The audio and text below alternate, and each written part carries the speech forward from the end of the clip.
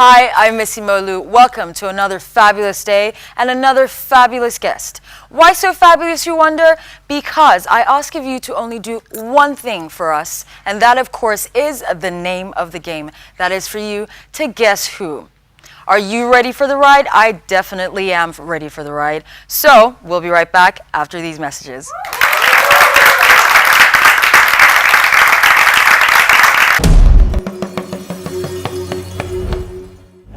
Welcome back. I know that the studio audience are very, very excited, and I can tell you this, I am very, very excited because our guest today, which of course you have to guess who it is quite the enigma. For over 20 years, this person, I won't tell you if it's a man or a woman, has been a celebrity. Yes, and when I say celebrity, I mean a huge celebrity. So what I need you to do right now is take a look at the screen and see maybe you can guess who it is. For 25 years, nobody has promoted more artists, nobody has supported more music, and nobody has done more work. And that's a fact. For his art form, he has taken it to another different level, where he has become like an icon for people in that art form. Even up till now, he's one of the few DJs that has up-to-date equipment, and is always abreast with what is tenable in the industry. He's very focused, he's very determined, he knows what he wants, he understands the business, he understands the game, he understands the music, he understands evolution. Fantastic guy. You don't have anybody who has something negative to say about him. I'm not saying. He's the nicest guy you ever meet in your life. Never has a bad word to say about anybody, and he gets along with everyone. And he is respected for what he does. He is the best at what he does. He has a very high sense of humor. I've created about, I think, up to about like 20 to 30 jokes just having a conversation with him. Most people know that him as very cool, laid back. He's like the responsible DJ. And one thing that has kept him is the fact that he keeps reinventing himself. As the game won't change, as the game, he is a pace setter. He is one of the most talented persons that I know. He writes, he has attempted to sing. He's a good music maker. Can you at home guess who it is? Well, we'll see. All we need to do right now is let's take a look at his relationships with his friends and his families, and maybe that'll give you more of a hint as to who our special guest is today. He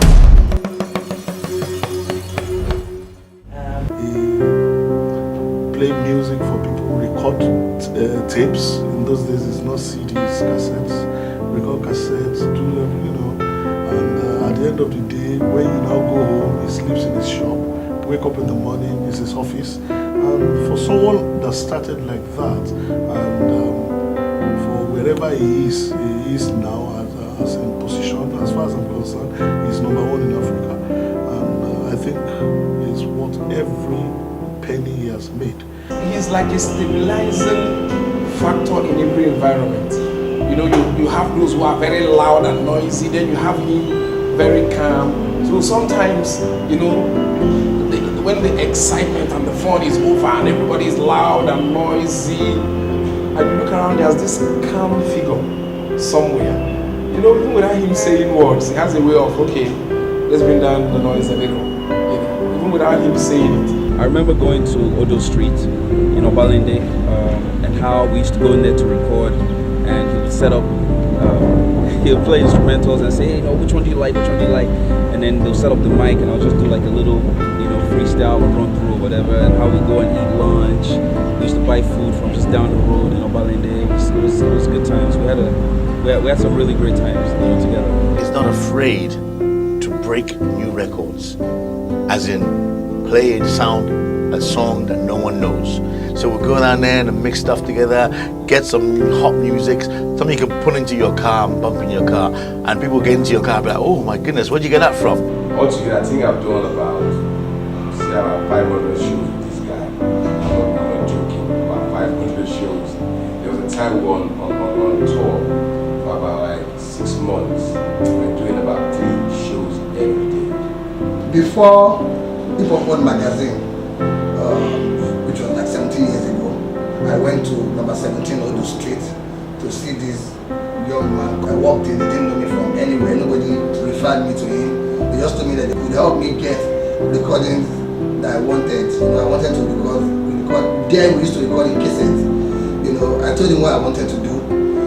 And he behaved as if he knew me since I was born. And all the support I needed, he gave me. He even allowed me to go with the jacket of his record jacket, the new one that he displayed. And I was so shocked. I remember when I was in university, I used to go to a street in Obalende. And then when I go there, because I used to hear the name that time, and I used to respect this dude. So I would sneak into his studio, call on some of the boys there, do me a mixtape, do me, like that time I went bang bang bang bang. Until one boy duped me. I actually thought he was the one that time. I collected my money. I was supposed to do a CD for me. Mixtape, not CD. That time now recorded tape. Duped me. Take my money, chop. I find I'm tired. Every day I was coming to the studio. I didn't know that he wasn't the real person. Okay, ladies and gentlemen, please do me the honor of welcoming DJ Jimmy Jacks.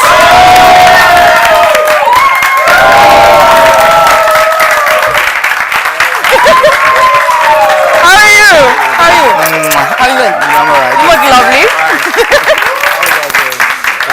Have a seat. Yeah. Hello. I appreciate it. Okay, I'm very, very well. How have you been? I'm alright, good. Good? Lovely. Yeah. I can actually say this one thing, even though I knew, before the audience knew and everything, and I was actually getting quite excited. Oh. Very, very excited, because you are a legend in the industry. Oh, thank you. And the one thing that we've noted from all the people that spoke about you, everybody talks about how quiet and humble and very reserved you are. Ah. Yes. That's because they don't know me. Okay, so deep down there's an evil man lurking in there. I think pretty much I think you spoke with all the people that can really talk about me. So most times you don't see yourself, Of course. Maybe that's what they see. That's what they see in you. Okay, I need to ask you this though. You've been around for, let's say, about 25 years. Yeah. You started, let's say, about 25 years ago. What inspired you to become who you are today? First of all, just a love for music. Okay. I started out, just loving music. Of course, my mom, dad, responsible for that because they just dump music on you at home, So it wasn't something I thought I was going to get into, like music or something. But I just love music, and I started, toying around with everything, in terms of trying to experiment with rapping at the very early stage, to break dancing and all that. Yeah. And then to changing tracks for people. It wasn't even DJing. To changing tracks for people to break dance to. Okay. And then it got, I guess I just got comfortable with it. It was meant to be in the meantime at the time. Oh, so it was supposed to be in the meantime, and then it turned into your love. I think the meantime has turned into a lifetime. I think so. After 25 years. Yeah. What's been your most difficult in the 25 years? What's been the most difficult period of time for you? I think it would be at the initial stage when I started DJing professionally. Okay. When it was Glenn, this was what I was going to be doing for a while. A lot of people will warn, like aunties, moms, parents generally will warn their kids not to come around me. Oh, wow. Like you're a terrible person, that kind of thing. I don't, even at teenage, I was a teenager at the time. So, at that time, you don't go visiting some friends at home because their parents had already warned them Not to stay away, hang out you know, with because this disco boy, this boy that is not serious, that doesn't, you know, have a, you know, he doesn't have a focus, he doesn't have a head. Yeah. You know, I don't want to see you around. I mean, that's not to, I mean, by extension, you can't even visit a girl in it. You know, you, I mean, you understand what I'm saying? So, you know, so I think for me, I mean, that's like the biggest That's ever. the biggest, yeah. So Yeah. how did you react to that? How? Yeah, but you know, I think you know that's I mean, you know, in the sense that it's been negative, it was what helped me and push because it was a negative vibe, like people just judging you from a distance for the fact that you just play music for people to be happy. Yeah. Which is a good thing. Exactly. You understand? And then people judge you from a distance and say you must be a terrible human being. So I felt like, okay, I'm going to stay put in this, you know, and prove to you that you're wrong. Oh, well done. You understand what I'm saying? And I'm like, okay, so I'm going to keep doing this in your face. Someday you're going to invite me to your home. So, And, you know, so- and I'm gonna rock your party. yeah, definitely. basically, And, right? you know, so literally, I play more for such people Oh, now. fantastic. Good. Okay. Yeah. So speaking about your career and things that you've done recently, you had Jimmy's Jump Off. Yeah. Tell me, what was Jimmy's Jump Off about?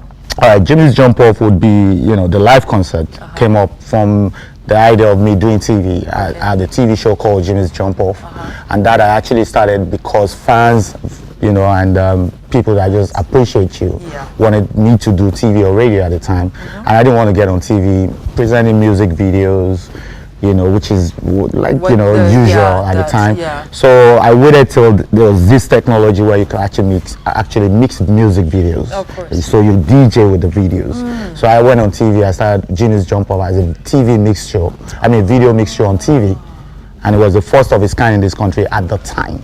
We have DJ Jimmy Jat here, and of course, we shall be right back after this break to introduce him to his surprise guest.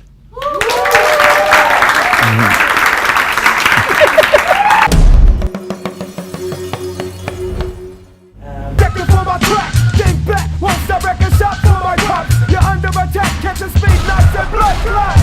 Plotting on popping off a knuckle. The honeysuckle chuckle, think I belted and buckled. I told ya, they treat me right like Chop Rock. They blocked off the block, bootlegger got socked. I got him in the headlock, trying to get your boots stopped. Go for my cassette or in prison, you're gonna rock. Price money, give it to you, you need big money. Grow fat, dummy. You be goats. Why you want contract to the back? See your slam, you be like pig. Oh yeah, go one week. Maybe Kushaka, me they always stop the league. I put the bomber, who's the fuck your armor, cause the cause mad drama. Your number. Tell him say the boy got that swag in the ponder. So I'm Ice Prince, man. I'm J-Town's granny. I'm coming out fresh to Mike Jojo, I'm at it. Top conquest, first album we go. Brand new begin, first album we go. Good deep rap, last album we go. Leaders of the new school shit. So let's just have the surprise guest come out for us all now. Surprise guest.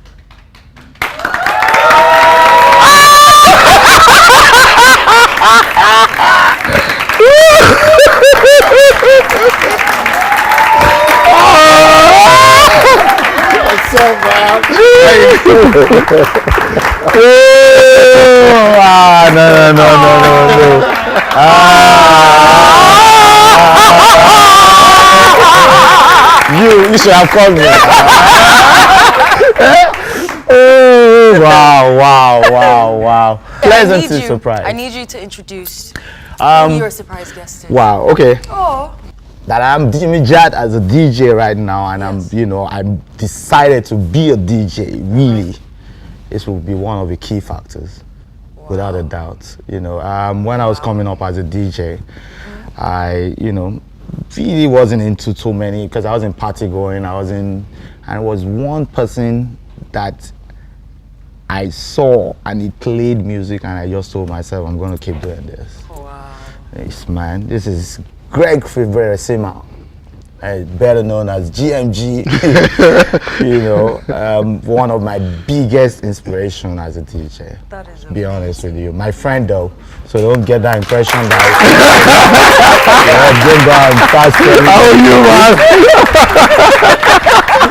Say it, Joe. No, but I'm really pleasantly Oh, surprised. that's fantastic. And this hasn't happened to me in a long while. All right, so Greg, tell us a little bit about your relationship with DJ Jimmy Jat. Well, we went back as far as the 90s. 80s, you don't even have memory. He's missing. 80s to the 90s. I know we're all, DJs then and rolling together. It was really fun. A lot of the things that, and a lot of the DJs that are on now are people that, then were, working under us and looking up to us and stuff like that. And I'm glad to say that I see a lot of them now, they're big DJs. It's really nice. What's an experience that both of you have had together, like a good one or a bad one, or just something that's quite memorable that you remember? Well, there were a lot of times like that where we had this club then called Enter the Dragon, where we were playing. There was old school on one side and there was hip hop on one side, and it was so much fun. It was just on Fridays, and it was so good. It was different, and I still don't see anything like that right now in Lagos. Is it? Do they split the club into two? Then you just go through a door, and it's old school. You go through another door, and it's hip hop. Yeah. But you could walk through to the hip hop or walk through to the old school. It was Fantastic. cool.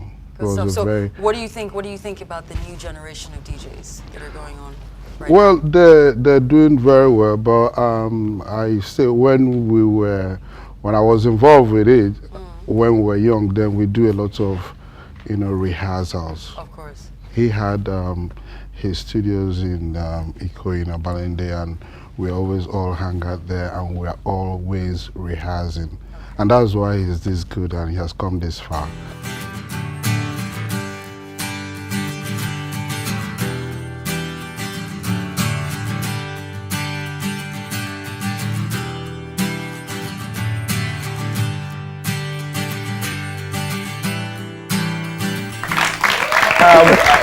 To add to that, for us at that time, we used to work as a collective. Of course. It was me, him, it was a Bango, it was Awiti as well. And between the four of us, there was this very healthy competition. Okay. Like we're all gonna play at the same place anyway. Yeah. But we're friends. But I'm not gonna let you outshine me. Okay. So it's a healthy And this competition. guy here, I was gonna use,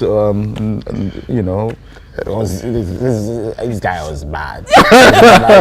So you're always like, he's going to turn, But I'll do my own thing too. So it was for all of us. We were stepping up your game like every time, because it was healthy. It wasn't like it was rivalry. Of course. You understand what I'm saying? Plus we worked. I had, like you rightly said, I had a studio in Obande. We're always there. We're making tapes for people like every day. Okay. So that's more like daily practice. Yeah. Do you understand? As against most, what exists right now, where probably DJs only play when they get at parties. Oh, really? Do you understand what I'm saying? We play like, it's like every day. And it was Every your day. thing. Sometimes, you're doing it overnight. I remember when we were trying to do like remixes for Danny Wilson and all that. Then, and we're just trying to change like the music form, because a lot of times you couldn't even play Nigerian music at the time. And we were like, okay, how do we step it up to meet up with the level of what was existing at the time? So we spent nights, working on all those materials and just see how we can, improve the quality of what we have here. And I think that's, what's translated into what's existing right now. So, Greg, thank you so much for coming. Thank you. And thank you so much for giving us this honor of surprising DJ Jimmy Jat. That was fantastic, by the way, because he was busy posing, like, where I can't be surprised, and all that stuff. You made me lose money. Phone call, Snake. Okay, so thank you so much for coming. Thank you. Okay, so now, DJ Jimmy Jat. Yes, ma'am. We have one more segment to go to. All right? But before then, we'll be right back after these messages. I'm one person that is impressed with your level of success. You are a self-made man. You make good music out of bad beats. You create good music out of noise. I wish you a successful career as you move on. God has designed you to be great. I want you to continue to be the humble man that you are and that you have always been. You know, you are a role model for your generation and even the younger generations to come. You represent longevity in showbiz and keep it up, bro. You know, some of us are watching you. DJ Jimmy Jazz on the wheels of steel. Do your thing, bro. Respect. What's up, boss? Much love. Like I always say to you when I see you in person, I appreciate you, everything that you've done for the industry, everything that you've done to help, you know, young and up-and-coming talents, all of the things that you do to support us up till now. You know, 20 years is a long time to be in the game and to be on top of it. You know, I respect you. Much love. Love you, bro. All I can say to you, Jimmy, many more years. I love you very much. And we have we have a project we're going to be doing together later on, all right? Have a glorious, glorious time. And I wish you many more years and a wonderful life. From your best friend, my name is Olisa. My brother, man, love you 100%. Keep doing what you've been doing. You remain number one for over 15 years, broken every ground with all the things you've been doing, the jump balls, everything. I want you to keep it locked down. I know you've always been a great inspiration for a lot of other DJs, rappers, you know, musicians and everything. You have changed the face of the entertainment industry. You remain on top. You understand? Change the art, change the craft, and continue to take it to the next level. Not just a regular job. Keep it going, keep it on the same level. When they get to your head, I know you will get to your head. You will. I know 100%. And a lot of other people do know that. Man, Jimmy Jazz, peace. Jimmy, you again? When will you stop following me? When will you stop following me? You again? Kí ni mo rà lọ́wọ́ ẹ̀ Jimmy Jazz? Kí ni adé kílẹ̀ jù Jimmy. I just want to say that what we do in terms of this entertainment industry, you're very, very real. When I say real, everything, what you think is what you say, and what you say is always like what you mean. So you're not one of those two-faced kind of people. I don't mean two-faced people, I don't mean two-faced. And I'm really happy that to have worked with you, and I'm happy to know you because you're so humble and you're always there for us, basically. So big outside, keep being you, don't change after years. Jimmy, my brother, man, you already know what it is. I don't need to say too much more. But you know we've been together from day one. We're still together. We'll end together, God willing. I don't believe that people really understand the level of skill, tenacity, business acumen, focus it takes to build what Jimmy Jan has built. And I wish more people respected that because they really do need to respect you. Jimmy is a business, he's an institution, he's a legend, and he's most importantly a good person. I mean, this guy has promoted everybody, supported everybody, and he's always done it with a smile, and he's always done it and kept it humble and kept it simple. And for me, and for that, I salute you always. What keeps us is not just friendship anymore, it's brother. Because I tell him, and I really mean it when I tell him that I love him. Nothing will happen to us because that grace of God still be upon us and we'll keep pushing it. Whether we like it or not, anytime we look back, and that's the impact we're trying to make, that anytime we leave this world and people look back, those names, whether your name is, my name is, with marks that will leave will be so indelible, nobody could feel erase it, even in the sands of times. Keep doing your thing. I love you, bro. One love, no, two love. Okay, our love. Peace. You're a perfect friend that any man could wish for. I'm lucky to have you as a friend. A lot of people call you their friend, but I don't know if they know the kind of friend you have. You're the kind of friend I would never want to lose. I would want to keep for the rest of my life. So this is to the one, and to the master, and to the finest, the number one spinner in Africa, and indeed the most perfect gentleman that anyone from the ground up to call a friend, Jimmy Jazz, the boss. I love you, bro.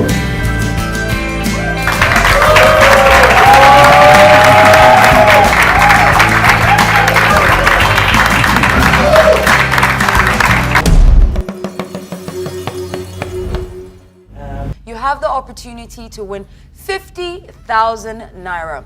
The question for this week is this: what is the name of the street Jimmy Jat lived on? I am Misi Molu. This is Guess Who. See you guys next week.